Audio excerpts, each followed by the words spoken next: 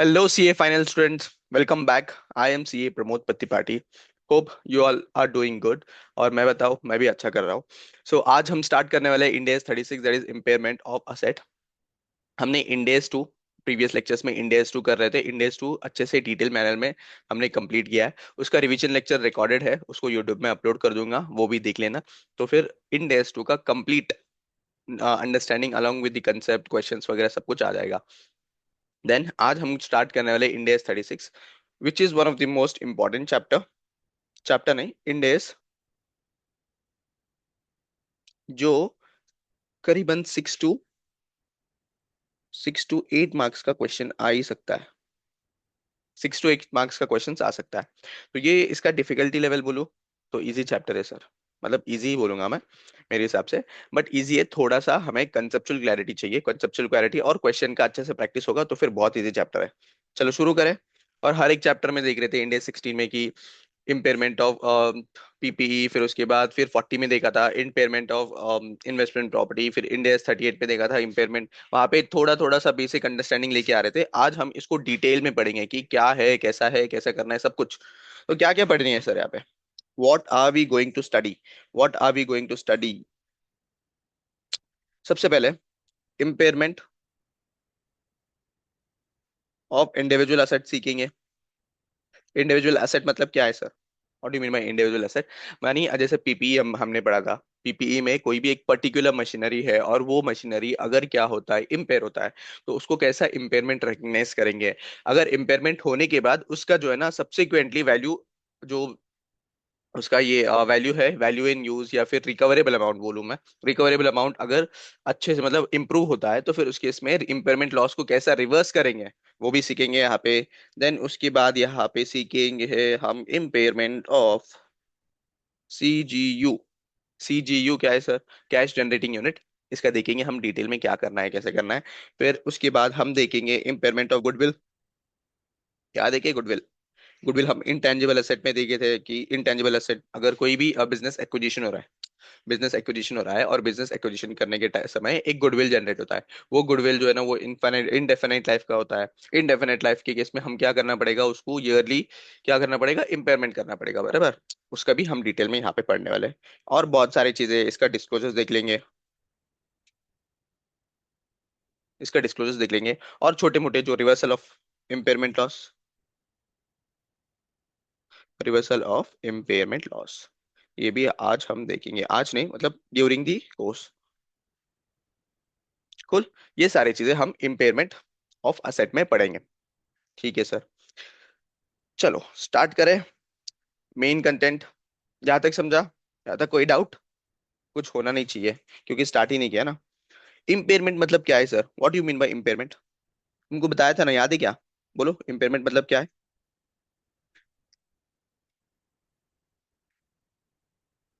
बताया था ना 16 में, 38 में, 40 में. इंडेस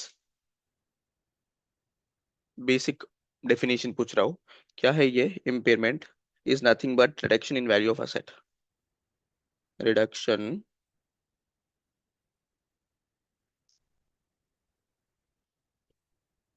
reduction in value of asset मतलब क्या है सर. क्यों आता है reduction of value in asset. समझो एग्जांपल लो क्या यहाँ पे. एग्जांपल ले रहा. मेरा मशीनरी है बिजनेस में. बिजनेस में that is PPE. PPE. PPE हम कहाँ पे पढ़ के आए इंडिया 16 में. हाँ मशीनरी है. और मशीनरी का जो मैंने बुक्स में बताया है. कहाँ पे बता रहा हूँ बुक्स में. इसको हम क्या प्यार से बोलते हैं, कैरिंग अमाउंट. क्या बोलते हैं, कैरिंग अमाउंट. ₹20,000 बता रहा हूँ. कितना बता रहा हूँ. ₹20,000 बता रहा हूँ. अब आगे क्या है, आगे मैंने एस्टिमेट लगा. क्या एस्टिमेट सर. मैं इसको यूज करूंगा तो, यानी क्या, इसको और बिजनेस में और यूज करूंगा तो मैं कितना रिकवर कर सकता हूँ, इसको 18,000 ही रिकवर कर सकता हूँ. समझ रहा है क्या बोल रहा हूँ. अगर मैं बिजनेस में आज भी ये असेट को यूज कर रहा हूँ, यूज करूंगा और इन फ्यूचर भी यूज करूंगा तो इसका वैल्यू मुझे कितना डिटरमाइन होगा, 18,000. और उसके बाद फेयर वैल्यू जो है ना, फेयर वैल्यू, फेयर वैल्यू जो रेडिली अवेलेबल रहता है मार्केट में, less cost to sell. Cost to sell यानी क्या. आज के दिन में अगर मैं बेच दूं बाहर तो उसका फेयर वैल्यू और उसकी उसको बेचने का खर्चा, उसको लेस करने के बाद मुझे यहाँ पे मिल रहा है 19,000। 19,000। अब बताओ बुक्स में कितना बता रहा हूँ मैं? बुक्स में 20,000। यस नो कंफर्मेशन देते यस। रहो। बुक्स में कितना दिखा रहा हूँ? 20,000 sir. But value in use यानी ये पर्टिकुलर एसेट को मैं बिजनेस में यूज करता हूँ इन फ्यूचर, तो मुझे वैल्यू कितना डिटरमाइन हो रहा है? 18,000 का। अगर मार्केट में आज बेचने जाऊँ तो कितना डिटरमाइन हो रहा है? 19,000 का। तो बताओ मेरा बुक ओवर वैल्यू नहीं लग रहा है क्या? बुक्स में ज्यादा नहीं दिखा रहा हूँ क्या 20,000? बोलो, ज्यादा दिखा रहा हूँ ना? मेरा yes in sir. Market value से ज्यादा दिखा रहा हूँ। तो उसके लिए हम क्या करते हैं, यहाँ पे रिकवरेबल अमाउंट निकलते हैं। सबसे पहले क्या निकलते हैं हम? Recoverable amount. ये सब हर एक चीज जो है ना डिटेल में आगे पढ़ेंगे, बस यहाँ पे एक एग्जांपल ओवरव्यू दे रहा हूँ, ठीक है? अब रिकवरेबल अमाउंट क्या है sir? Nothing but fair value less cost to sales और वैल्यू इन यूज, जो भी हायर है इन दोनों में से हायर है। हायर क्यों सर? क्यों हायर? समझो कोई भी मेरा असेट है। असेट यानी क्या? समझो ये माउस है मेरा। माउस मेरा असेट है। अब ये माउस को मैं यूज करूंगा तो मुझे मिल रहा है 18,000, और मैं आज के दिन बेच रहा हूँ तो मुझे मिल रहा है 19,000। तो मुझे जो बेनिफिशियल है, राइट, जो बेनिफिशियल है वही करूंगा ना। जो मुझे बेनिफिशियल है वही करूंगा ना। तो मुझे बेनिफिशियल क्या लग रहा है? यहाँ पे बेनिफिशियल 19,000 का है, राइट। 19,000 का वैल्यू ज्यादा है। तो उसके लिए यहाँ पे क्या कंसिडर करेंगे हम? वैल्यू, सॉरी फेयर वैल्यू ना। यहाँ पे आएगा fair value ₹90,000, which is my recoverable amount. चलो, क्या था? कैरिंग अमाउंट, रिकवरेबल अमाउंट निकाल लिया। अब कैरिंग अमाउंट और रिकवरेबल अमाउंट को कंपेयर करूंगा। कंपेयर करूंगा तो मेरा कैरिंग अमाउंट कितना है? कैरिंग अमाउंट इज ₹20,000, जो बुक्स में दिखा रहा हूँ, राइट, जो बुक्स में दिखा रहा हूँ विच इज 20,000। बट मुझे मार्केट में, मुझे मार्केट में कितना मिल रहा है? 19,000। तो यहाँ पे ये जो दोनों का डिफरेंस है ना, ये दोनों का जो डिफरेंस है, ये मुझे बोलते हैं, इसको बोलते हैं इम्पेयरमेंट लॉस। क्या बोलते हैं सर इसको? Impairment loss. समझे क्या बोला? Which is ₹1,000। ₹1,000। अब ये ₹1,000 को मुझे बुक्स में रिकग्नाइज करना पड़ेगा। और मेरे बुक्स में अब मेरा जो असेट है वो कितने में दिखेगा? कितना वैल्यू में दिखेगा? 19,000। तो इसको बोलते हैं इम्पेयरमेंट लॉस। इसको क्या बोलते हैं? Impairment loss. क्या किया सर? क्यों इम्पेयरमेंट लॉस क्यों रिकग्नाइज करना पड़ रहा है? क्योंकि यहाँ पे मैंने कैरिंग अमाउंट्स में ज्यादा बताया है, लेकिन मार्केट में उसका वैल्यू, मार्केट में इन द सेंस अभी मार्केट भी दो तरह के हैं। एक फेयर वैल्यू वाला, fair value in the sense readily अगर आज सेल करूं मैं, उसमें से उसके जो खर्चे हैं, सेल करने के खर्चे वो लेस कर दूंगा, तो जो वैल्यू मिलेगा, या उसको मेरे बिजनेस में जब यूज करूंगा तो उसका वैल्यू डिटरमाइन करूंगा। डिटरमाइन करने के बाद अगर वो ज्यादा है मेरा कैरिंग अमाउंट से, समझो यहाँ पे मेरा रिकवरेबल अमाउंट ज्यादा है, मेरा रिकवरेबल अमाउंट ज्यादा है, ज्यादा है, तो इम्पेयरमेंट लॉस है क्या? नहीं है सर, क्योंकि ज्यादा ही मिल रहा है ना 21,000 का। ठीक है, 20,000 दिखा रहा हो, ठीक है चलेगा, ठीक है। बट यहाँ पे अगर कम हो गया, समझो यहाँ पे 19,000 था ना, 19,000 है, तो इम्पेयरमेंट लॉस रिकग्नाइज करना पड़ेगा। इसका हम प्यार से एक और नाम भी बोले थे ना, क्या सर? Downward revaluation. क्या है? Downward revaluation. अच्छा सर। सर यहाँ पे आप बोल रहे हो कि रिवैल्यूएशन जो सॉरी रिकवरेबल अमाउंट अगर 21,000 है, रिकवरेबल अमाउंट अगर 21,000 है, तो हम इसका क्या करेंगे? इसका तो इम्पेयरमेंट लॉस रिकग्नाइज नहीं करेंगे। इसका क्या करेंगे? हम इसको रिवैल्यूएशन रिजर्व, अगर हम क्या फॉलो करेंगे? Revaluation model. याद है क्या 16 में? 16 में दो मॉडल किया था, एक कॉस्ट मॉडल, एक और एक होता है रिवैल्यूएशन मॉडल। कॉस्ट मॉडल में क्या करते हैं हम? कॉस्ट में ही दिखाते हैं, कॉस्ट माइनस इम्पेयरमेंट लॉस, फिर उसके बाद अक्यूमुलेटेड डेप्रिसिएशन, फिर उसके बाद जो भी कॉस्ट आएगा हम प्रेजेंट करते थे। लेकिन रिवैल्यूएशन में क्या करते थे? समझो सर, हम क्या करते थे, फेयर वैल्यू से कंपेयर करते थे। कंपेयर करने के बाद अगर फेयर वैल्यू इंक्रीज है, तो फिर ये क्या पे अपवर्ड रिवैल्यूएशन। तो यही है ना, ये जो 1,000 ये क्या है? अपवर्ड रिवैल्यूएशन है। अपवर्ड रिवैल्यूएशन को कहाँ पे रिकग्नाइज करेंगे? बोलो, कहाँ पे रिकग्नाइज करेंगे अपवर्ड रिवैल्यूएशन को? Revaluation reserve. Very good, revaluation reserve में करेंगे। आया याद? समझा क्या बोला? ठीक है, अगर अपवर्ड हुआ तो फिर कहाँ पे जाएगा सर? अपवर्ड रिवैल्यूएशन रिजर्व में हम रिकग्नाइज कर सकते हैं उसको, इन केस हम रिवैल्यूएशन मॉडल फॉलो कर रहे हैं, कॉस्ट मॉडल फॉलो कर रहे हैं कुछ। बट यहाँ पे अगर डाउनवर्ड रिवैल्यूएशन है, डाउनवर्ड यानी क्या है सर? यहाँ पे हम रिकवरेबल अमाउंट से जब कंपेयर कर रहे हैं, तो फिर यहाँ पे क्या हो रहा है? अगर कम हो रहा है तो फिर उस केस में इम्पेयरमेंट लॉस मुझे रिकग्नाइज करना पड़ेगा। कैसा रिकग्नाइज करूंगा बताओ? इसका जर्नल एंट्री पता होगा क्या? इम्पेयरमेंट लॉस, मेरा लॉस है ना, लॉस रिकग्नाइज करना पड़ेगा कि नहीं? लॉस रिकग्नाइज करना पड़ेगा। इम्पेयरमेंट लॉस टू मेरा असेट का वैल्यू कम Yes, होगा sir. 1000 and 1000, simple. और ये लॉस को उठा के मैं डालूंगा पी एंड एल में, that is profit and loss statement में डाल दूंगा। चार्ज करूंगा, डाल दूंगा मतलब चार्ज कर दूंगा, ठीक है। प्रॉफिट एंड लॉस अकाउंट, कितना? 1000 and 1000। This is the basic definition of impairment. क्या? अगर मेरा असेट के वैल्यू में रिडक्शन हुआ, उसको हम एज अ इम्पेयरमेंट लॉस करके हम कहाँ पे डालेंगे? पीएनएल में, ठीक है।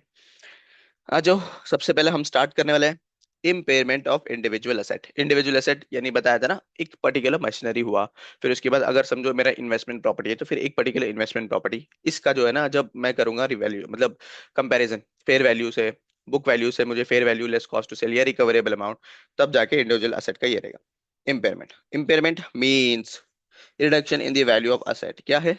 Reduction in the value of asset कब होता है? जब carrying amount of the asset exceeds recoverable amount of the asset. It can also called as downward revaluation, ठीक है। इसको क्या बोल सकते हैं हम? Downward revaluation. अब आगे आ जाएंगे, हम डेफिनेशंस देख लेंगे एक एक डेफिनेशन। सबसे पहले इम्पेयरमेंट लॉस। इम्पेयरमेंट लॉस कब रिकग्नाइज करेंगे बोलो? कैरिंग अमाउंट जब एक्सीड होता है मेरा रिकवरेबल अमाउंट से, यस। कैरिंग अमाउंट जब ज्यादा होगा मेरा रिकवरेबल अमाउंट से। कैरिंग अमाउंट कहाँ पे दिखाते हैं सर? इसको हम बुक्स में दिखाते हैं, इसको हम बुक्स में प्रेजेंट करते हैं। और ये बुक्स में प्रेजेंट करते हैं इन द सेंस, यानी क्या? कैसा निकलेगा ये? ओरिजिनल कॉस्ट, ओरिजिनल कॉस्ट जो भी है उसमें से कोई भी अक्यूमुलेटेड डेप्रिसिएशन है, अगर उसको लेस कर दूंगा तो मेरा कैरिंग अमाउंट आ जाएगा। क्या है? ओरिजिनल कॉस्ट, ओरिजिनल कॉस्ट में से कुछ अक्यूमुलेटेड डेप्रिसिएशन लेस कर दूंगा तो मेरा कैरिंग अमाउंट आ जाएगा, ठीक है सर। देन आगे आगे क्या? आगे आगे क्या है? Value in sorry recoverable amount. Recoverable amount कैसे निकलेगा? अभी दिखे थे ना क्या? जो भी net fair value, net fair value यानी से क्या है sir? What do you mean by net fair value? जो फेयर वैल्यू है ऑफ द एसेट, उसमें से लेस कर दूंगा कॉस्ट ऑफ डिस्पोजल, तो फिर आ जाएगा मेरा नेट फेयर वैल्यू। इसका मतलब क्या है? समझो मेरा फेयर वैल्यू है मार्केट में 1000 रुपीज चल रहा है, ठीक है। ऑडियो वीडियो क्लियर है?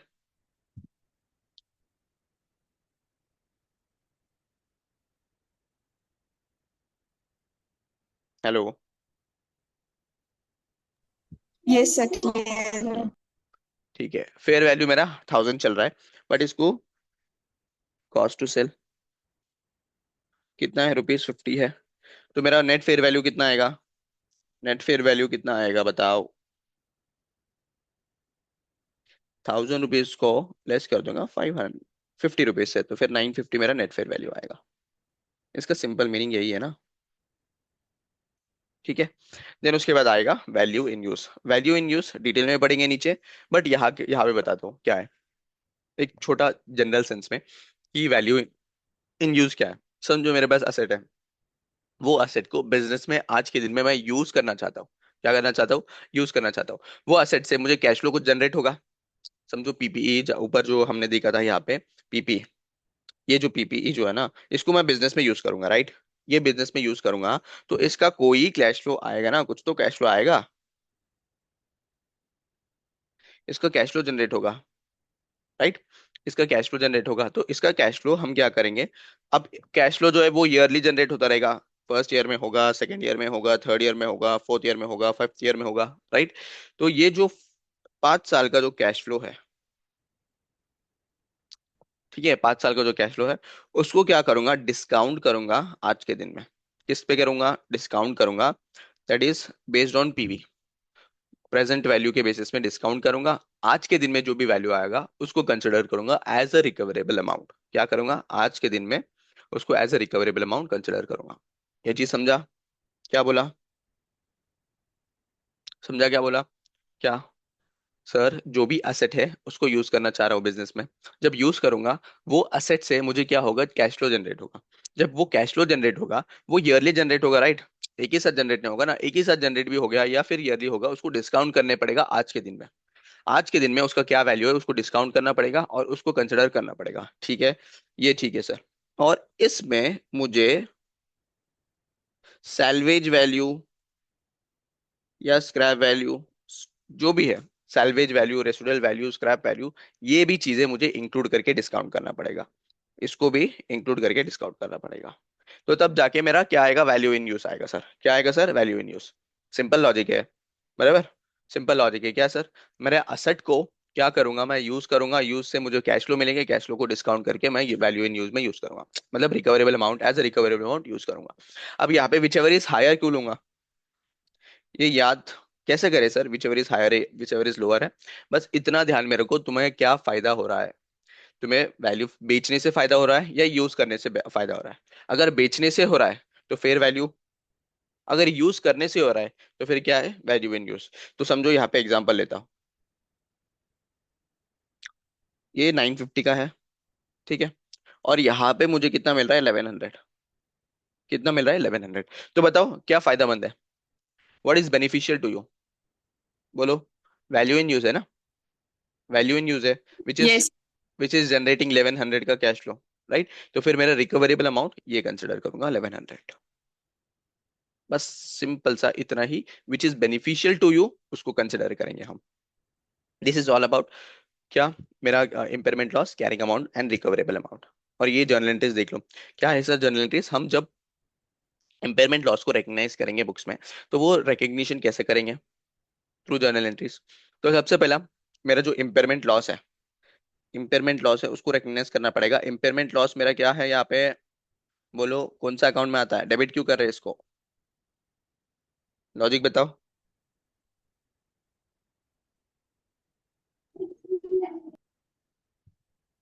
डेबिट क्यों कर रहे हैं? Debit all losses and expenses and losses, right? credit all nominal gain. Account, हाँ। नॉमिनल अकाउंट में जाएगा, इम्पेयरमेंट लॉस डेबिट करेंगे, राइट? और मेरा असेट का वैल्यू कम हो रहा है तो फिर जो भी असेट है उसको ले लूंगा, ठीक है? और इसको पीएनएल में ट्रांसफर कर दूंगा। ये मेरा simple first journal entry, basic journal entry देख लो यहाँ पे, देख लो। इसके बाद एक एग्जांपल सॉल्व करते हैं कि इम्पेयरमेंट लॉस कैसा रिकग्नाइज करना है सर एक्चुअल में।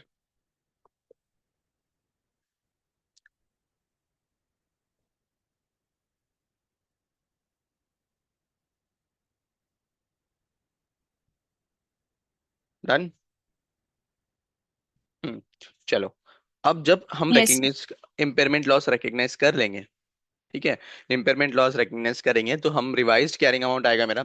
जैसे कि यहाँ पे जो है ना, यहाँ पे इम्पेयरमेंट लॉस रिकग्नाइज किया 1000 रुपीज का, तो मेरा रिवाइज्ड कैरिंग अमाउंट 19,000 है। अब जो डेप्रीशिएशन चार्ज होगा, ये डेप्रीशिएशन चार्ज होगा किसके बेसिस में? 19,000 के बेसिस में। रिवाइज्ड कैरिंग अमाउंट है, उसके बेसिस पे मेरा डेप्रीशिएशन चार्ज होगा। यस, क्लियर है? चलो आ जाओ, एक क्वेश्चन, मतलब क्वेश्चन नहीं, एग्जांपल सॉल्व Yes. करते हैं ताकि ये समझ में आए। ये एग्जांपल,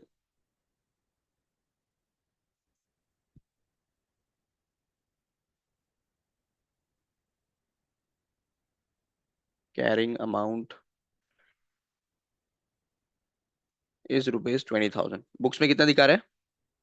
20,000 का। सेकंड मेरा क्या है, एक्सपेक्टेड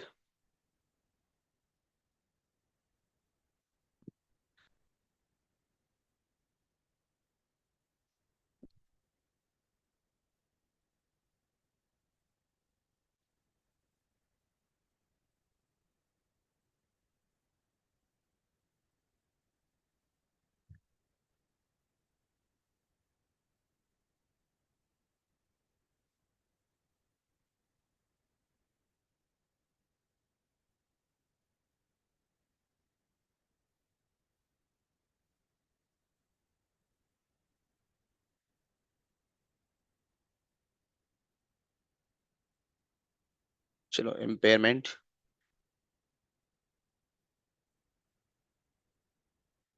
लॉस क्या है ये, इंडेक्स 36। इसका सबसे पहला एग्जाम्पल कर रहे हैं हम। एग्जाम्पल क्या है सर? कैरिंग अमाउंट जो है वो है ₹20,000। ठीक है। फिर उसके बाद इसका एक्सपेक्टेड एक्सपेक्टेड इसका जो एक्सपेक्टेड यूजफुल लाइफ है कितना, 10 ईयर्स का। यानी और 10 साल इसको यूज कर सकते हैं, 10 ईयर्स का नहीं, 5 ईयर्स का लेते हैं, 5 ईयर्स का। ठीक है। देन उसके बाद इसका fair value less cost to sell कितना है सर? इसका fair value less cost to sell is 18,000। ठीक है। देन कम्स, ओके, इसका फेयर वैल्यू है 18,000, कॉस्ट टू सेल कितना है, ₹1000। फिर उसके बाद मुझे एक्सपेक्टेड कैश फ्लोज पता है।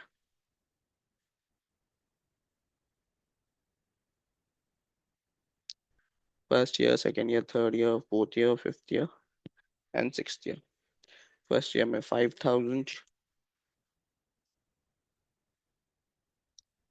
3,000, 2,000, 1,500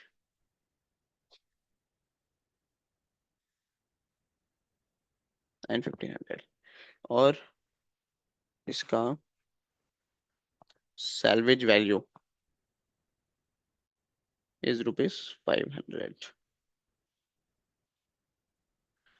और इसका डिस्काउंट रेट भी पता है मुझे, कितना है sir discount rate? 10% per annum. अब यहाँ पे मुझे क्या कैलकुलेट करना है, इम्पेयरमेंट लॉस।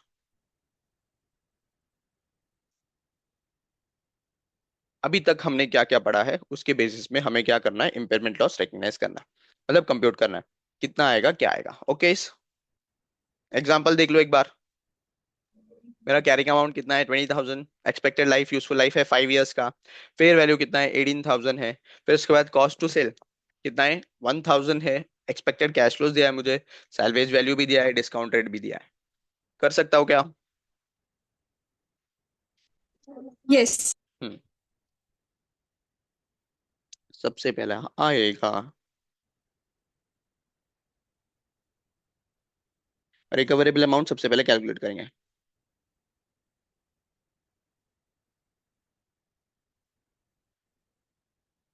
हम्म, बोलो रिकवरेबल अमाउंट में दो चीज आएगी। ठीक है। क्या? सबसे पहला फेयर वैल्यू। क्या फेयर वैल्यू पता है क्या मुझे? Yes sir, 18,000।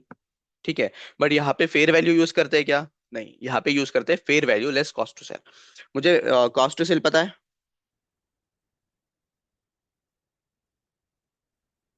Cost to sell is ₹1,000। 1,000 ही है ना? हाँ, 1,000 है। तो फिर यहाँ पे मेरा fair value less cost to sell आ गया 18,000 माइनस ₹1,000, तो मेरा 17,000। ये हो गया सबसे पहले वाला।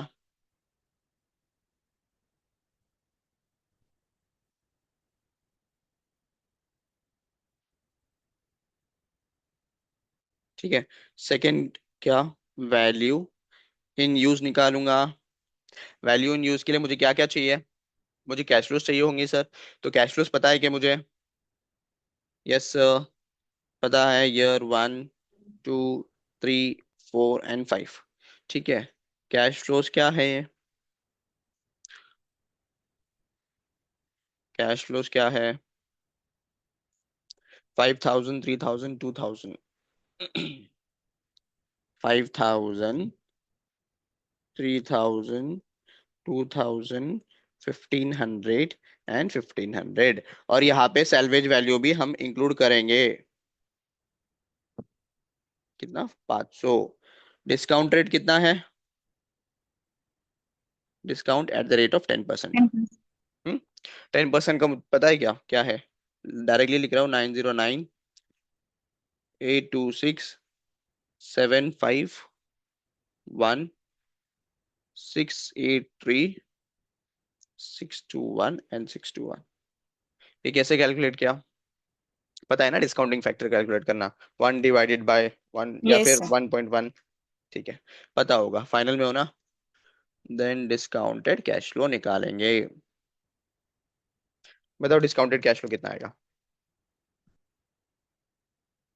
4545 3000 into 0.86, 2478, 2000 into 751, 1502, 1500 into 6, 1025, 1500 into 6, 931.5 नहीं, 932 कर लेते हैं इसको, 500 इंटू 621, 311। तो बताओ टोटल कितना है मेरा? 4545, 2475, 8, 1025, 932, 311। मेरा recover sorry useful life value कितना रहा है? वैल्यू इन यूज 10,793, सॉरी, क्या है? 10,793। बताओ क्या करते हैं हम? रिकवरेबल अमाउंट के लिए सर हम देखते हैं fair value less cost to sell और recoverable amount whichever is higher. क्यों हायर? क्योंकि जो मुझे बेनिफिशियल है वही लूंगा ना, जो बेनिफिशियल है वही लूंगा। तो मुझे यहाँ पे बेनिफिशियल क्या है सर? 17,000 का बेनिफिशियल है, तो फिर मेरा रिकवरेबल अमाउंट कितना आ गया? मेरा रिकवरेबल अमाउंट,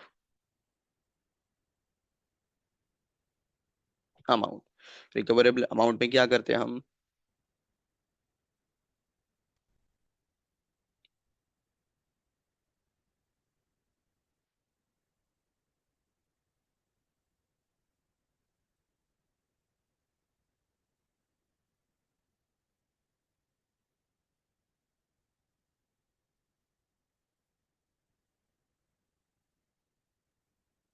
यहाँ पे आ जाएगा fair value less cost to sell. कितना था रुपीस? 17,000। और यहाँ पे था value in use, value in use था मेरा 1093, विच एवर इज हायर आ जाएगा मेरा 17,000 का। ठीक है, यहाँ तक कोई डाउट है? सिंपल है बहुत। यस नो बताओ। Yes, sir. हम्म, अब आगे बढ़ते हैं हम। अब मेरा आ जाएगा क्या? Carrying amount. कैरिंग अमाउंट को ही हम बोलते हैं बुक वैल्यू। कैसे निकलता है बताया मैंने, ओरिजिनल कॉस्ट माइनस कर दूंगा अक्यूमुलेटेड डेप्रिसिएशन। बट यहाँ पे मुझे क्वेश्चन में जो है ना एग्जांपल में दिया है, कितना है रिकवरेबल? 20,000 का। 20,000 का मेरा रिकवरेबल है। तो क्या बताओ मेरे बुक्स में ओवर वैल्यू दिखा रहा, ज्यादा वैल्यू दिखा रहा हूँ ना? मेरा रिकवरेबल अमाउंट कितना है मार्केट में? 17,000। और यहाँ पे मेरा बुक वैल्यू कितना है? 20,000। तो फिर मेरा यहाँ पे इम्पेयरमेंट लॉस कितना हुआ?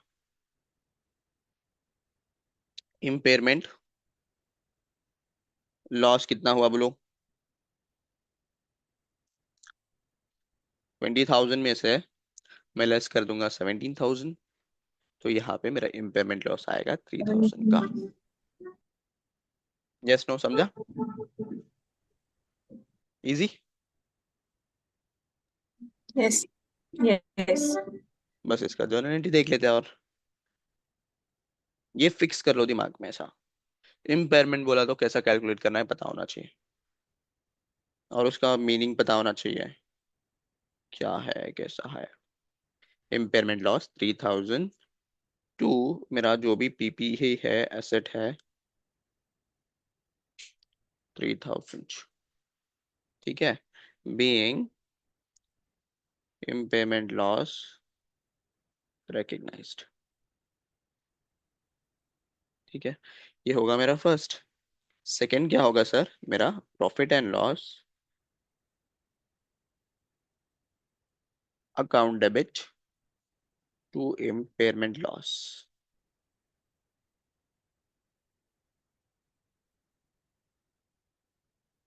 3000 एंड 3000। ठीक है। यहाँ तक कोई भी डाउट? जो भी एग्जांपल देखे हमने, इस चीज में कोई भी डाउट है क्या, बताओ? बहुत ही ज्यादा सिंपल था ना? हम्म। अच्छा।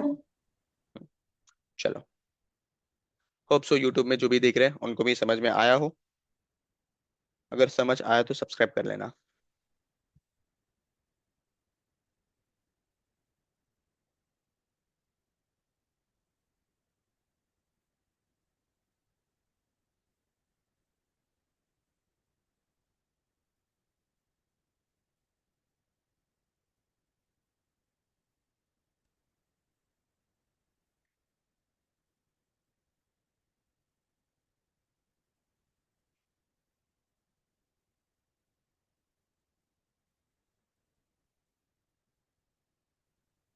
चलो,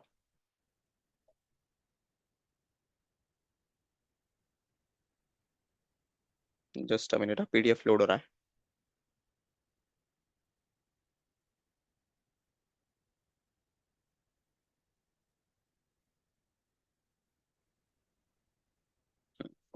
चलो आ जाओ, देखते हैं कि यहाँ पे समझ लिया सर इम्पेयरमेंट लॉस क्या होता है।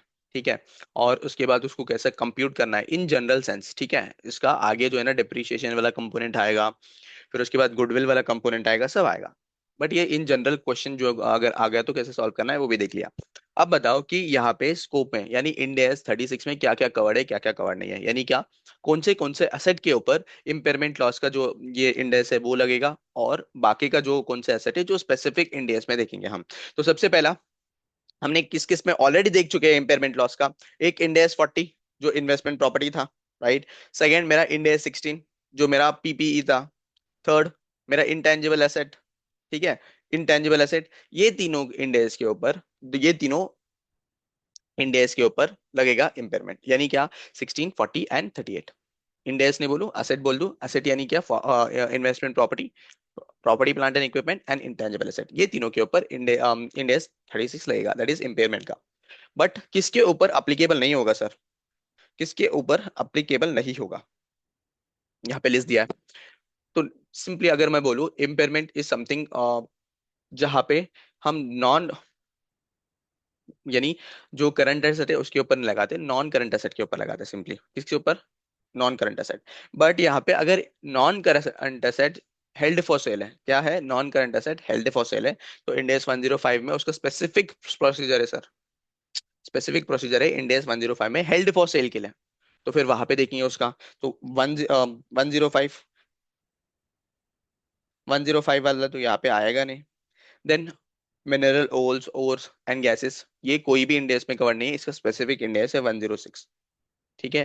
देन उसके बाद फाइनेंशियल इंस्ट्रूमेंट करके एक चीज है जो 109 है, बड़ा है, अच्छा है, इंपॉर्टेंट चैप्टर है। तो यहाँ पे ये जो फाइनेंशियल इंस्ट्रूमेंट है ना, इसका स्पेसिफिकली इंपेयरमेंट 109 में कवर किया है। ठीक है। फिर उसके बाद एग्रीकल्चर बायोलॉजिकल एसेट जो है, एग्रीकल्चर प्रोड्यूस, इंडेक्स 41 वाला, वो भी यहाँ पे कवर नहीं है।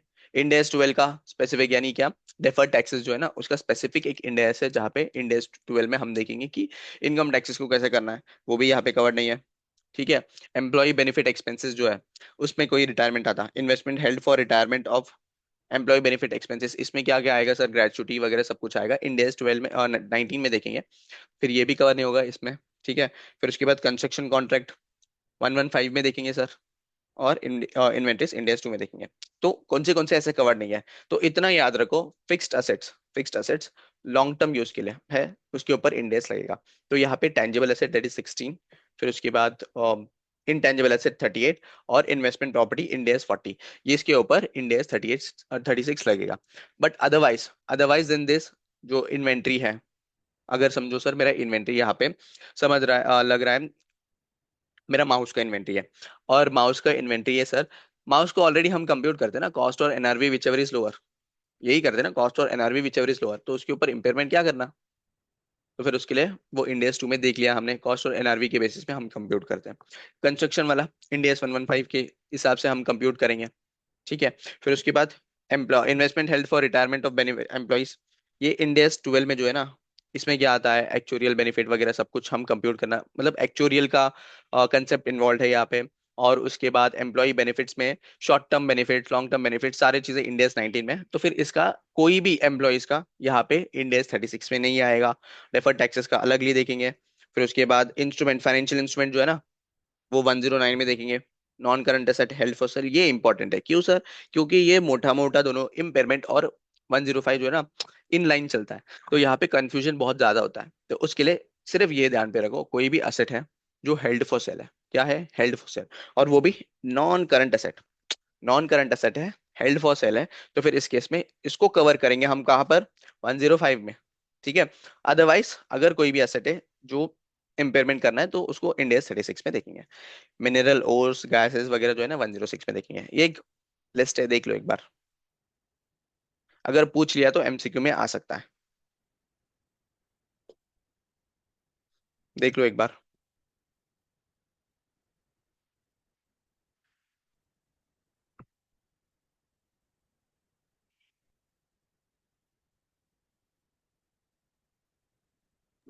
Done sir. डन। कुछ डाउट है यहाँ तक? Any doubts? वीडियो तक है। अच्छा ठीक है, न्यू सेशन अभी करना है, एक एक मिनट में खत्म हाँ। हो रहा है। न्यू सेशन क्रिएट करते हैं, ठीक है, चलो। ओके। सोल्यूशन निकालना है यार। ठीक है। जो ईयर एंड ईयर इम्पेयरमेंट होगा सर, क्या था एक्सेप्शन था, क्या एक्सेप्शन था कि, रिकॉर्डिंग। ओके, क्या था कि सर, इंडिकेटर्स जब होगा, क्या तभी ही हमें इम्पेयरमेंट करना है या फिर ईयर ऑन ईयर भी करना पड़ेगा? तो यहाँ पे हमने देखा था कि स्पेसिफिक असेट्स है जहां पे हमें ईयर ऑन ईयर मुझे इम्पेयरमेंट टेस्ट करना पड़ेगा, मतलब एवरी ईयर मुझे इम्पेयरमेंट टेस्ट करना पड़ेगा। एवरी ईयर जब इम्पेयरमेंट कब करेंगे हम, यहाँ पे सबसे पहला गुडविल, जो हम इंडेक्स 38 में देखा था कि सर एक बिजनेस दूसरे बिजनेस को एक्वायर कर रहा है, ये इंडेक्स 103 में भी देखेंगे, एक बिजनेस दूसरा बिजनेस को एक्वायर कर रहा है। जब एक्वायर कर रहा है तो फिर यहाँ पे गुडविल जनरेट होगा, राइट? गुडविल जब जनरेट होगा, तो ये गुडविल जो है ना, ये इनडेफिनाइट लाइफ का है, इनडेफिनाइट लाइफ है, मतलब बुक्स में चलता आएगा। तो उस केस में मुझे एवरी ईयर मुझे देखना पड़ेगा कि ये पर्टिकुलर असेट इम्पेयर्ड है या नहीं, यानी इसके ऊपर इम्पेयरमेंट, कुछ इम्पेयरमेंट है या नहीं। अगर इम्पेयरमेंट है तो रिकग्नाइज करूंगा, अगर इम्पेयरमेंट नहीं है तो नहीं रिकग्नाइज करूंगा, simple. Then comes the asset which are in development phase, यानी क्या सर, हमने देखा था ना इंडिया 38 में कि एक होता है डेवलपमेंट फेज और एक होता है रिसर्च फेज, बराबर, एक होता है डेवलपमेंट और रिसर्च फेज। रिसर्च फेज का जो भी एक्सपेंडिचर है उसको क्या करते हैं हम, पीएनएल में ट्रांसफर करते हैं। लेकिन डेवलपमेंट फेज का जो भी एक्सपेंडिचर है उसको क्या करते हैं हम, उसको हम इसमें क्या बोलते हैं, हम कैपिटलाइज करते हैं इंटेंजिबल एसेट में। तो फिर अभी तक जो डेवलपमेंट फेज है वो यूज में नहीं आया ना, डेवलपमेंट फेज में वो बनता रहेगा प्रोडक्ट, भले ही हम कैपिटलाइज करेंगे, जो भी एक्सपेंसेस है उसको कैपिटलाइज करेंगे, बट ये अभी तक यूज में नहीं है, बराबर, यूज में नहीं है। तो फिर ऐसा कोई एसेट है जो अभी तक यूज में नहीं आया, तो उसका मैं इम्पेयरमेंट टेस्ट करते ही जाऊंगा, ठीक है। और एक थर्ड वाला चीज है, थर्ड थर्ड क्या है, एसेट विच हैज indefinite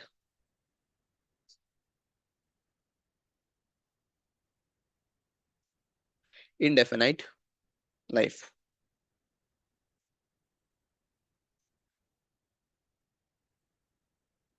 ठीक है, asset which has indefinite life, यानी क्या सर, यानी कोई भी असेट इंटेंजिबल असेट्स में देखा था इनडेफिनाइट लाइफ, यानी इसका लाइफ डिटरमाइंड नहीं है, इसका लाइफ डिटरमाइंड नहीं है, कहीं पर भी लिखा नहीं है इसका लाइफ कितना होगा। तो फिर ये बुक्स में चलते रहेगा चलते रहेगा चलते रहेगा, तो फिर जब एवरी ईयर, तो इसको क्या करना पड़ेगा, मुझे टेस्ट करना पड़ेगा क्या इम्पेयरमेंट लॉस है क्या। अगर टेस्ट में मुझे पता चला इम्पेयरमेंट लॉस है, तो फिर उस केस में क्या करूंगा मैं, इम्पेयरमेंट लॉस रिकग्नाइज करूंगा। अगर नहीं है तो फिर चलते आएगा सेम टू सेम, बराबर, समझा? कोई डाउट है यहाँ पे? कोई डाउट है बताओ? नो। पक्का? एक मिनट, हाँ। चलो एक बार ये देख लो, एक्सटर्नल इंडिकेटर्स और इंटरनल इंडिकेटर्स का।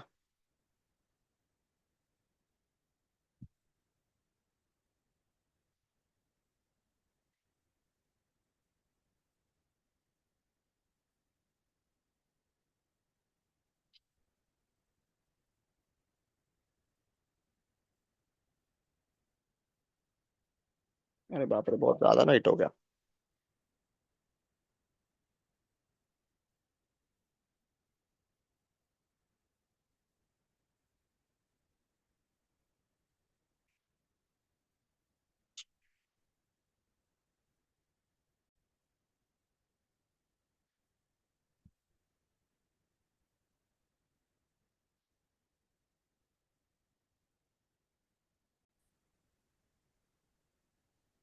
चलो एक बार रिवाइज करते हैं हम क्या क्या पढ़े। ठीक है, क्या क्या पढ़े थे sir? What do you mean by impairment of asset? अब इम्पेयरमेंट ऑफ असेट यानी क्या? Reduction in the value of asset. क्यों होता है? अब देखेंगे, इसका जो है ना फैक्टर्स होते हैं, दैट इज एक्सटर्नल इंडिकल, एक्सटर्नल या इंटरनल इंडिकेटर्स होते हैं। यानी क्या, अब जो असेट है इसको इम्पेयरमेंट टेस्ट करना करके हमें इंडिकेटर्स होता है वो देखेंगे अभी। और आगे क्यों कैसा करना है?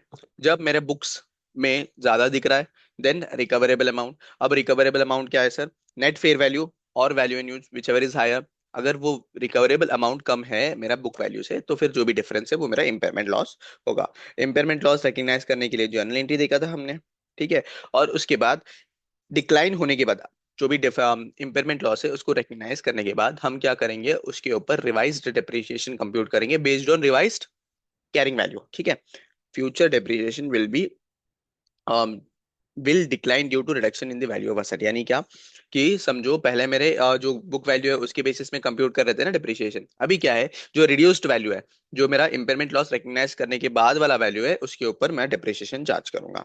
ठीक है, उसके बाद आउट ऑफ स्कोप वाला एसेट देखा कि यानी ऐसे कौन से एसेट है sir which is out of the scope of end S 36, और ऐसे कौन से एसेट है जो इंक्लूड करेंगे। ठीक है, देन कम्स एक और चीज है, क्या सर? इम्पेयरमेंट लॉस रिकग्नाइज करने का चीज। समझो हमने देखा था ना कि रिवैल्यूएशन रिजर्व इंडेस 16 और 38 में दो चीजें होती है sir, one is cost model, other one is revaluation model, right? तो फिर रिवैल्यूएशन मॉडल होता तो फिर क्या करते, जो भी एक्सेस रिवैल्यूएशन है, अपवर्ड रिवैल्यूएशन हो गया तो उसको क्या करेगा, मैं रिवैल्यूएशन रिजर्व में ट्रांसफर करूंगा, राइट? वही है ना? एक बार वो कंसेप्ट याद दिला दूं। इंडेस इंडेस 16 में क्या देगा था सर? दो मेरे पास होता है, कॉस्ट। ठीक है, अगर कॉस्ट में हम कंप्यूटर मतलब कॉस्ट फॉलो करें, कॉस्ट मॉडल फॉलो कर रहे हैं, तो फिर इस केस में रिवैल्यूएशन रिजर्व कैसा होगा? वही इम्पेयरमेंट लॉस, और इसको पीएनएल में ट्रांसफर कर देंगे। ठीक है, इम्पेयरमेंट लॉस इसको पीएनएल में ट्रांसफर करेंगे। बट अगर रिवैल्यूएशन मॉडल फॉलो कर रहा हूँ, क्या कर रहा हूँ, अगर रिवैल्यूएशन मॉडल फॉलो कर रहा हूँ, ठीक है, तो रिवैल्यूएशन मॉडल फॉलो कर रहा है, यानी क्या, यहाँ पे मेरा रिवैल्यूएशन रिजर्व एग्जिस्ट करता, मेरा यहाँ पे रिवैल्यूएशन मॉडल फॉलो कर रहा हूँ तो फिर रिवैल्यूएशन रिजर्व एग्जिस्ट करेगा ना। यानी क्या सर? यानी अगर इन केस मेरा अपवर्ड रिवैल्यूएशन होता है तो फिर क्या करता हूँ मैं, जो अपवर्ड रिवैल्यूएशन है, एक्सेस जो अमाउंट है उसको रिवैल्यूएशन रिजर्व में ट्रांसफर करके रखता हूँ। ठीक है, तो इन केस रिवैल्यूएशन रिजर्व में ट्रांसफर करके रखा हूँ और यहाँ पे मेरा बैलेंस एग्जिस्ट करता है, तो मेरा इम्पेयरमेंट लॉस, तो मेरा इम्पेयरमेंट लॉस इससे एडजस्ट कर सकता हूँ। समझा क्या बोला? मेरा जो इम्पेयरमेंट लॉस है उसको मेरा पीएनएल से नहीं करूंगा, जब रिवैल्यूएशन रिजर्व एग्जिस्ट करता है डायरेक्टली रिवैल्यूएशन रिजर्व से एडजस्ट कर सकता हूँ। देख लो यहाँ पे एक छोटा सा चार्ट है, इम्पेयरमेंट लॉस है। ठीक है, whether the asset is carried at revalued amount, अगर है तो यहाँ पे रिवैल्यूएशन रिजर्व एग्जिस्ट करता है या नहीं। अगर एग्जिस्ट करता है तो फिर recognize immediately in the profit and loss account to the extent of loss exceeds the revaluation reserve। यानी क्या, समझो यहाँ पे एग्जांपल लूं मैं, यहाँ पे मेरा यहाँ पे revaluation reserve is 1000 rupees, revaluation reserve is 1000 rupees, और मेरा इम्पेयरमेंट लॉस है 1500 का। कितना है इम्पेयरमेंट लॉस? 1500 का। तो मुझे यहाँ पे रिकग्नाइज करना पड़ेगा, कैसे रिकग्नाइज करूंगा sir? Impairment loss account debit to asset कर लूंगा पहले, तो सबसे पहले 1500 और 1500। ठीक है, फिर उसके बाद आगे ये जो इम्पेयरमेंट लॉस है उसको मुझे ट्रांसफर करना है ना, तो पहले एडजस्ट करूंगा मेरा रिवैल्यूएशन रिजर्व से। Revaluation reserve account debit 1000 rupees है ना मेरे यहाँ पे, रिवैल्यूएशन रिजर्व में 1000 रुपीज एग्जिस्ट कर रहा है, तो फिर 1000 rupees to to impairment loss. कितना है मेरा इम्पेयरमेंट लॉस? तो 1500 है। जो डिफरेंस है उसको डालूंगा मैं पीएनएल में, यानी उसको चार्ज ऑफ करूंगा पीएनएल में। समझा क्या क्या क्या? समझा क्या क्या? क्या Yes, है sir. सर? क्या है क्रक्स क्या है? मुझे देखना है कि एंटिटी क्या फॉलो कर रहा है उस पर्टिकुलर मशीनरी के लिए, उस पर्टिकुलर मशीनरी या उस पर्टिकुलर असेट के लिए क्या फॉलो कर रहा है, कॉस्ट मॉडल फॉलो कर रहा है या रिवैल्यूएशन मॉडल फॉलो कर रहा है। अगर कॉस्ट मॉडल फॉलो कर रहा है तो फिर वेल एंड गुड, सिंपल है, डायरेक्टली मैं पीएनएल में ट्रांसफर करूंगा। ठीक है, क्यों, इंपेयरमेंट लॉस है उसके लिए पीएनएल में ट्रांसफर करूंगा। अदरवाइज मेरा रिवैल्यूएशन मॉडल फॉलो हो रहा है, क्या हो रहा है, रिवैल्यूएशन मॉडल। अब रिवैल्यूएशन मॉडल फॉलो हो रहा है इन द सेंस यानी क्या, यहाँ पे रिवैल्यूएशन रिजर्व एग्जिस्ट कर रहा है, रिवैल्यूएशन रिजर्व एग्जिस्ट कर रहा है। तो रिवैल्यूएशन रिजर्व एग्जिस्ट कर रहा है तो फिर मेरा जो भी इंपेयरमेंट लॉस है, फर्स्ट मैं एडजस्ट करूंगा किससे, रिवैल्यूएशन रिजर्व से, उसके बाद जो भी एक्सेस अमाउंट है उसको मैं पीएनएल में चार्ज ऑफ करूंगा, उसको पीएनएल में एडजस्ट करूंगा। Very simple and basic. यहाँ पे आगे क्या बोल रहा है, recognize in OCI to the extent that the impairment loss does not exceed the amount of revaluation reserve that same asset। यहाँ पे क्या बोल रहा है, रिवैल्यूएशन रिजर्व हमने देखा था ना, रिवैल्यूएशन रिजर्व कहाँ पे जाता है सर, ओसीआई में, अदर कॉम्प्रिहेंसिव इनकम में। ओसीआई को कहाँ पे ट्रांसफर करते हैं, अदर कॉम्प्रिहेंसिव इनकम में। तो यहाँ पे जो अदर कॉम्प्रिहेंसिव इनकम है वो कहाँ पे बोला था मैं बोला था सर, मेरा शेड्यूल 3 में हम पढ़ेंगे, कहाँ पे, शेड्यूल 3 में पढ़ेंगे,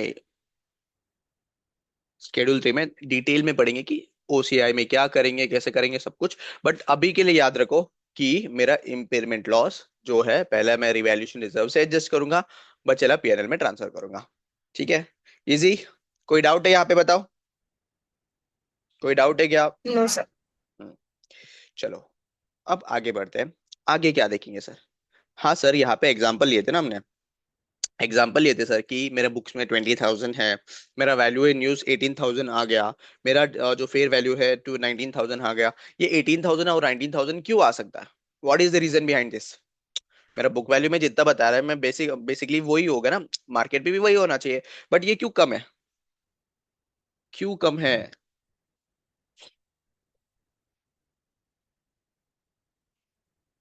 ठीक है, यहाँ पे एक क्वेश्चन में आ गया कि क्यों कम है। तो फिर यहाँ पे हमें देखना है कि एक्सटर्नल और इंटरनल इंडिकेटर्स होते हैं, यानी क्या है सर, नहीं समझा। यानी ऐसे कोई सिचुएशंस होते हैं, ऐसे कोई कोई सिचुएशंस होते हैं जहां पे हमें इम्पेयरमेंट टेस्ट करना पड़ता है। टेस्ट करेंगे, टेस्ट करके देखेंगे कि ये जो है ना असेट इम्पेयर्ड है क्या नहीं। अब एक्सटर्नल एंड इंटरनल इंडिकेटर्स यानी क्या है sir, what do you mean by external and internal indicators.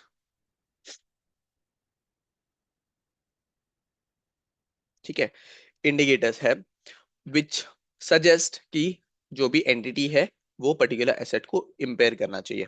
Empire in the sense समझो, कोई भी एसेट है, ठीक है, मेरे बिजनेस में एसेट यूज कर रहा हूँ, मेरे बिजनेस में एसेट यूज कर रहा हूँ, और वो एसेट की वजह से अभी समझो वो एआई आया, ठीक है, एआई आया, आर्टिफिशियल इंटेलिजेंस।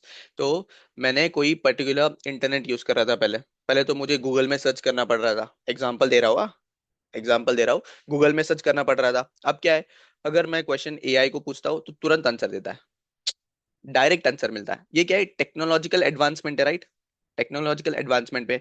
तो फिर जब भी ऐसा कुछ चीजें होते हैं जहाँ पे मैंने बिजनेस में मेरा एक एसेट है, जो एसेट से मैं मेरा जो आउटपुट निकाल रहा हूँ यानी बिजनेस का फाइनल प्रोडक्ट, बट उससे अच्छा कोई भी मार्केट में मशीन आ गया, उससे अच्छा टेक्नोलॉजिकल एडवांसमेंट आ गया, यानी क्या, मेरा जो प्रीवियस वाला जो एसेट है वो क्या है, टेक्निकली उसका वैल्यू कम हो गया, बराबर ना, टेक्निकली वैल्यू कम हो गया। इसका आईफोन का भी एग्जांपल दे दूं मैं, आईफोन यूज करते होगे सब, ठीक है, आईफोन, ठीक है, आईफोन में बहुत सारे मॉडल है, समझो एग्जांपल लेता हूँ 13 का, किसका, आईफोन 13 का। जब आईफोन 13 आया था, बताओ आईफोन 13 आया था, उसका कॉस्ट राउंड अबाउट कितना था, रुपीज 62, 60 से लेके 80,000 के बीच में था। एक रफ आइडिया ले रहा हो, 60 to 80,000।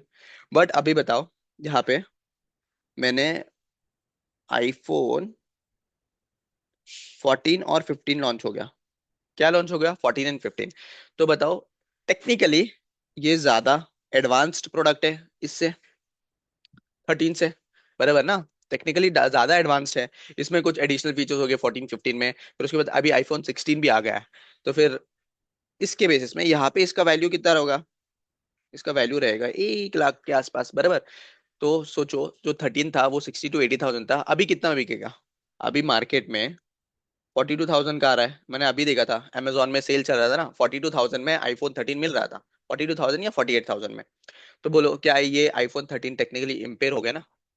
अभी एंटिटी को क्या करना पड़ेगा, इसको टेस्ट करना पड़ेगा कि इसका मार्केट में क्या वैल्यू है, और हम बिजनेस में क्या बुक्स में क्या दिखा रहा है, और उसके बेसिस में मुझे क्या करना पड़ेगा, इम्पेयर करना पड़ेगा प्रोडक्ट को। समझा? तो सबसे पहले क्या है, देख लो कि if the decline in the value of asset takes place then the expected decline.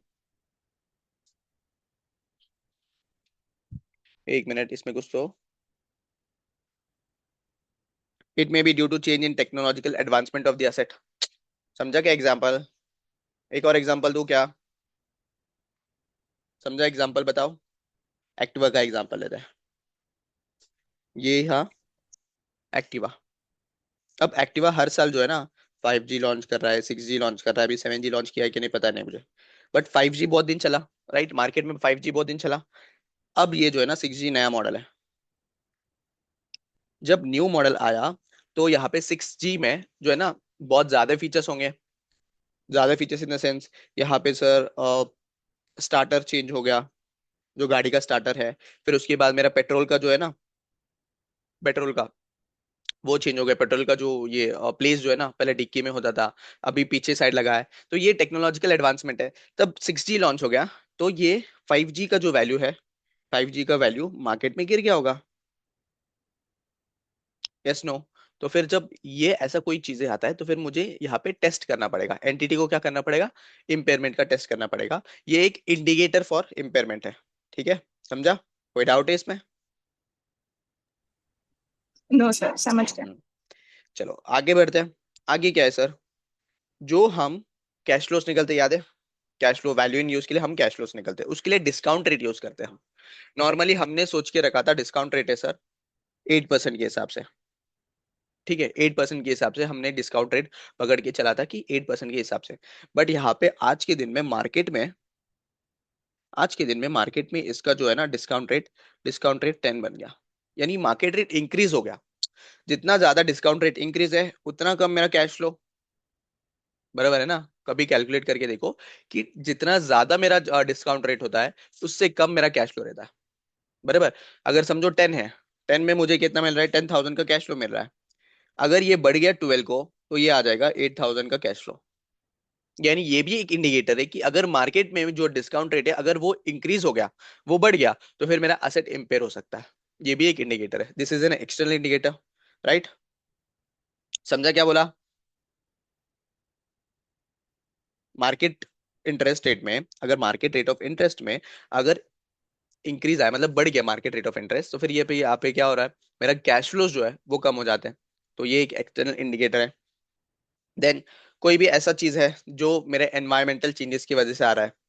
कोई भी एनवायरमेंटल चेंजेस, समझो मैंने कोई भी एक असेट यूज कर रहा हूँ बिजनेस में, फैक्ट्रीज में जो है ना, एक ये आता है, क्या बोलते हैं, असेट, जिसमें जो है ना पॉल्यूटिंग का एक परसेंटेज होता है, पॉल्यूशन। वो पर्टिकुलर असेट से मैं जब मेरे मटेरियल को फिनिश गुड्स में कन्वर्ट कर रहा हूँ तो एक पर्टिकुलर परसेंटेज जो है ना पॉल्यूशन गैस रिलीज करता है वो। तो यहाँ पे एनवायरमेंटल जो ये है, गवर्नमेंट ने गवर्नमेंट ने यहाँ पे क्या किया, गवर्नमेंट ने यहाँ पे रिस्ट्रिक्शन रख दिया कि तुम लोग जो है ना 20% कर सकते हो। यानी क्या, पॉल्यूशन जो है, जो गैस रिलीज हो रहा है वो 20% हो सकता है, उससे ज्यादा होगा तो फाइन लगेगा। ये एग्जांपल दे रहा हूँ। बट मेरा असेट है वो इतना टेक्निकली एडवांस नहीं है, तो 50% मेजरली पॉल्यूटेड गैस निकलता है उससे। तो यहाँ पे ये भी एक एक्सटर्नल इंडिकेटर है कि मेरा असेट का वैल्यू कम होगा, क्योंकि अभी जो मार्केट में नया प्रोडक्ट्स आएंगे जो 20% के हिसाब से बनाया रहेगा। बराबर ना? तो यहाँ पे कोई भी गवर्नमेंट रिस्ट्रिक्शन की वजह से कुछ ऐसा आया, तो फिर ये भी एक एक्सटर्नल इंडिकेटर है जिसकी वजह से मेरा असेट इम्पेयर हो सकता है। राइट? फिर उसके बाद क्या है सर, मार्केट कैपिटलाइजेशन। बुक्स में कुछ और बता रहा हूँ और मार्केट में कुछ और चल रहा है, इन द सेंस इसका क्लासिक एग्जांपल बोलूँ तो शेयर मार्केट, स्टॉक मार्केट, हाँ सॉरी शेयर मार्केट बोल रहा हूँ, स्टॉक मार्केट एक ही है। स्टॉक मार्केट, ठीक है? स्टॉक मार्केट, कभी रिलायंस का शेयर देखा है क्या? रिलायंस का शेयर मैंने बुक्स में पकड़ के रखा है 1,000 rupees. Yes sir. 1,000 rupees. But market में इसका वैल्यू डिक्लाइन हो रहा है। मार्केट में जो है ना, मार्केट में इसका वैल्यू जो है वो रुपीस रोज रोज को कम हो रहा है, 800 हो रहा है, फिर 700 हो रहा है, जो होता नहीं है नॉर्मली, बस बेसिक एग्जांपल के लिए दे रहा हूँ। तो ऐसा हो रहा है, तो फिर ये भी एक इंडिकेशन है मेरा कि मेरा जो असेट है वो क्या हो सकता है, इम्पेयर हो सकता है। समझा? ये सारे ये एक इंडिकेटर्स है। ये एग्जाम पे तो नहीं आने वाला है, बस तुम्हारे अंडरस्टैंडिंग के लिए कि क्यों होने वाला है मेरा असेट नॉर्मली क्यों इम्पेयर होता है सर। इम्पेयर इसलिए होता है कि ये इंडिकेटर्स की वजह से इम्पेयरमेंट, इम्पेयरमेंट टेस्ट करना पड़ेगा मुझे। ये अगर इंडिकेटर्स दिखा मुझे, तो एंटिटी क्या करता है, वो पर्टिकुलर एसेट का इम्पेयरमेंट टेस्ट करता है। इम्पेयरमेंट टेस्ट कब कब करेगा? जब भी मेरे एसेट से टेक्नोलॉजिकली एडवांस कोई भी एसेट मार्केट में लॉन्च हो गया, तो इसका इम्पेयरमेंट टेस्ट करना पड़ेगा। सेकेंड, अगर मार्केट रेट ऑफ इंटरेस्ट में इंक्रीज आ गया, तो मुझे क्या करना पड़ेगा, मुझे इम्पेयरमेंट टेस्ट करना पड़ेगा। फिर आगे क्या था, decline in the value of asset takes place exceptionally due to restriction imposed on the use of asset. कुछ रिस्ट्रिक्शंस इंपोज कर रहा है एसेट के ऊपर, तो जो जब रिस्ट्रिक्शंस इंपोज कर रहा है, तो फिर यहाँ पे एक इंडिकेटर है कि हाँ, इसके ऊपर रिस्ट्रिक्शन इंपोज कर रहे हैं, तो फिर इसको इम्पेयरमेंट टेस्ट करके देखना है। करके देखेंगे, अगर मेरा वैल्यू रिकवरेबल अमाउंट ज्यादा है मेरा कैरिंग अमाउंट से, तो ठीक है। अगर नहीं है, तो फिर मुझे इम्पेयरमेंट रिकग्नाइज करना पड़ेगा। और book value of the asset exceeds market capitalisation. ठीक है, it may be due to decline in the market price of the share. क्या ये चीज समझा? कोई डाउट है? एक्सटर्नल इंडिकेटर से, एक्सटर्नल ऐसा कोई इंडिकेटर है जहां पे मेरे असेट का वैल्यू कम करने की कोशिश कर रहा है, तो फिर तब जाके मेरा इंपेयरमेंट टेस्ट होगा। फिर उसके बाद क्या है सर, इंटरनल भी होता है। इंटरनल इंडिकेटर्स भी होता है। कैसा? समझो मेरा असेट यूज कर रहा हूँ, असेट यूज कर रहा हूँ, और असेट जो है ना, क्या हो रहा है, डैमेज हो गया। असेट जो है डैमेज हो गया। अब डैमेज हो गया यानी क्या, उसका वैल्यू कम हो गया। डैमेज हो गया यानी क्या, वैल्यू कम हो गया। तो फिर उस केस में इंपेयरमेंट करके देखूंगा कि उसका वैल्यू इन यूज करा तो कितना, इसको अगर डैमेज प्रोडक्ट जो है ना ये यूज करूंगा बिजनेस में, तो कितना इसका कैश फ्लो जनरेट कर सकता हूँ, और अगर अभी मार्केट में मैं बेचूंगा तो फिर मुझे कितना वैल्यू मिलेगा। तो फिर उसके बेसिस में मैं इंपेयरमेंट टेस्ट कर सकता हूँ। यस, फिजिकल डैमेज हुआ of the asset indicates reduction in the recoverable amount. ठीक है। फिर उसके बाद ऐसा असेट को ऐसा तरीके से यूज कर रहा है, ऐसा तरीके से यूज कर रहे हैं जो हमें प्रॉपर कैश फ्लो जनरेट नहीं हो रहा है। मतलब क्या सर, मेरा जो एक असेट है, जो असेट है जिसका प्रोडक्शन कैपेसिटी है समझो 10,000 यूनिट्स। कितना है production capacity? 10,000 units. But entity जो है वो प्रोड्यूस कर पा रहा है ओनली 5,000 यूनिट, सिर्फ 5,000 यूनिट्स। अब इसका क्या रीजन है, क्या वो देखना पड़ेगा कि क्या है। बट ये कैपेसिटी तो 10,000 है, बट ये प्रोड्यूस कितना कर पा रहा है, 5,000। तो इसका देखना पड़ेगा क्यों हो रहा है, कुछ एक्स फैक्टर की वजह से हो सकता। तो फिर उस केस में हम क्या करेंगे, इम्पेयरमेंट टेस्ट करेंगे कि क्यों हो रहा है, कैसा हो रहा है। फिर उसके बाद अगर इम्पेयरमेंट है तो उसको रिकग्नाइज करेंगे। ठीक है। और उसके बाद एक्सपेक्टेड कैश फ्लो जो है ना ऑफ असेट डिक्लाइंस। ठीक है। ये जो है ना मोटा मोटा एक्सटर्नल इंटरनल इंडिकेटर्स है जहाँ पे हम इम्पेयरमेंट टेस्ट कर सकते हैं। इम्पेयरमेंट टेस्ट करने के लिए ये तो ये इंडिकेटर्स को पकड़ के हम क्या करेंगे, इम्पेयरमेंट टेस्ट करेंगे, और इम्पेयरमेंट अगर है तो रिकग्नाइज करेंगे बुक्स में, अगर नहीं है तो फिर ठीक है ना। समझा? लेकिन यहाँ पे इसका एक्सेप्शंस भी है। यानी क्या सर, बुक्स में जो है ना हम, जो असेट है मेरा, असेट है, असेट है, असेट्स के ऊपर इंटरनल इंडिकेटर्स होगा,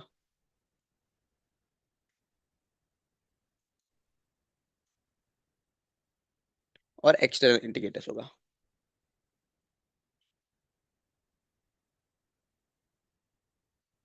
ठीक है। इंटरनल होगा, एक्सटर्नल होगा।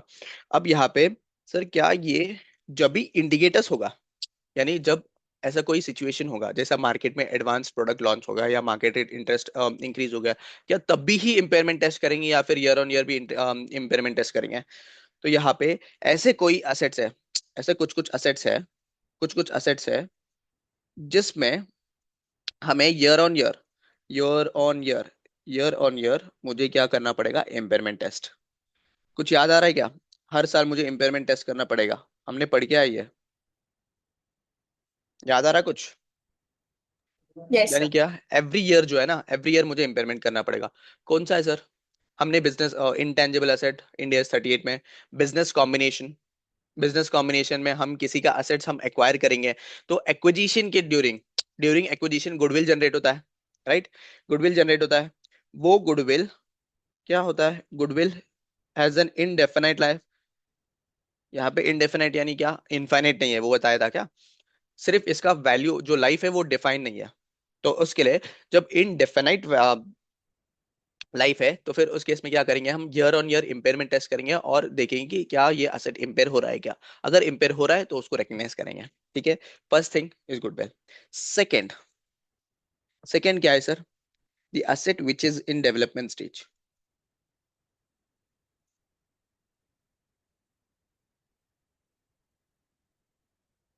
यानी क्या, shit, just give me a minute, मैं फिर से ज्वाइन कर रहा हूँ।